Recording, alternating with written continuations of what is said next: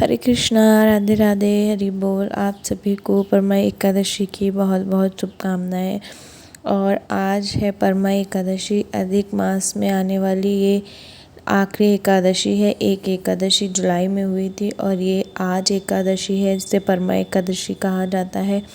आने वाले 3 साल बाद ये एकादशी आएंगी, इसीलिए इस एकादशी का बहुत ज़्यादा महत्व है। तो आइए हम सब परमा एकादशी की व्रत कथा और पूजन विधि को जानते हैं। हरि बोल। तो आइए जानते हैं परमा एकादशी की व्रत कथा और विधि। परमा एकादशी का व्रत 12 अगस्त यानी आज रखा जाएगा।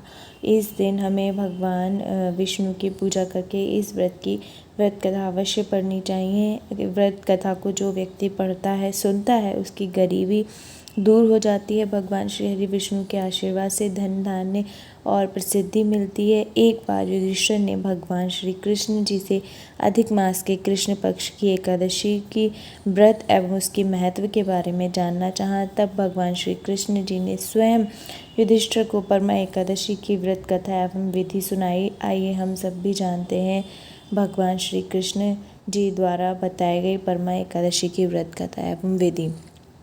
एक समय की बात है, कामीपल नगर में एक ब्राह्मण परिवार रहता था। परिवार के मुखिया का नाम सुमेधा था। सुमेधा और उसकी पत्नी धर्म कार्य करते थे। सुमेधा की पत्नी पतिव्रता स्त्री थी। वह अपने अतिथियों का सत्कार सेवा भाव से करती थी। जो भी उसके द्वार पर आता था उसका आदर सत्कार करती थी। स्वयं भूखे रहकर अतिथियों को भोजन कराती थी। एक दिन सुमेधा ने अपनी पत्नी से कहा कि धन कमाने के लिए उसे परदेश जाना होगा और यहाँ पर रहकर जितना धन मिलता है उससे परिवार चलाना काफ़ी मुश्किल है। इस पर उसकी पत्नी ने कहा कि मनुष्य को अपने भाग्य और पिछले कर्मों के अनुसार ही फल मिलता है। यदि हमें गरीबी मिली है तो यहीं पर कर्म करें, जो ईश्वर चाहेंगे वही होगा। पत्नी की बात सुनकर सुमेधा ने परदेश जाने का निर्णय त्याग दिया। एक दिन उसके घर पर कौंडिल्य ऋषि पधारे। सुमेधा और उसकी पत्नी ने उनका सेवा सत्कार किया। उससे कौंडिन्य ऋषि बहुत खुश हुए। उस दौरान सुमेधा और उनकी पत्नी ने गरीबी दूर करने के लिए कोई उपाय बताने को कहा। इस पर ऋषि ने दोनों को परमा एकादशी का व्रत विधि पूर्वक रखने को कहा। साथ में उनको परमा एकादशी की व्रत विधि भी बताई। उन्होंने कहा कि परमा एकादशी का व्रत रखने से सभी पाप मिट जाते हैं, धन और वैभव की प्राप्ति होती है, जीवन के अंत में अच्छी गति मिलती है। इस व्रत को कुबेर ने भी किया था। इससे भगवान शिव प्रसन्न हुए। उन्होंने कुबेर जी को धनाध्यक्ष का पद दे दिया। ऋषि कौंडिल्य के बताए अनुसार जब अधिक मास का कृष्ण पक्ष आया तो सुमेधा और उसकी पत्नी ने विधि पूर्वक परमा एकादशी का व्रत रखा और भगवान विष्णु की पूजा की, ब्राह्मणों को भोजन कराया और दान दक्षिणा देकर विदा किया।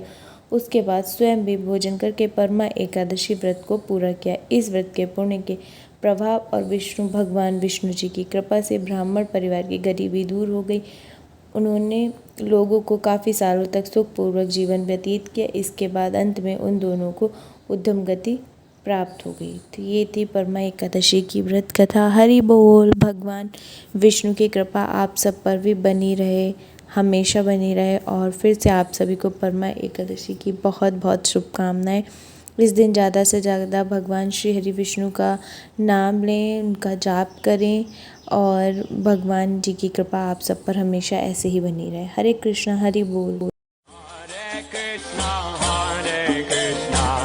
कृष्णा कृष्णा हरे हरे, हरे राम हरे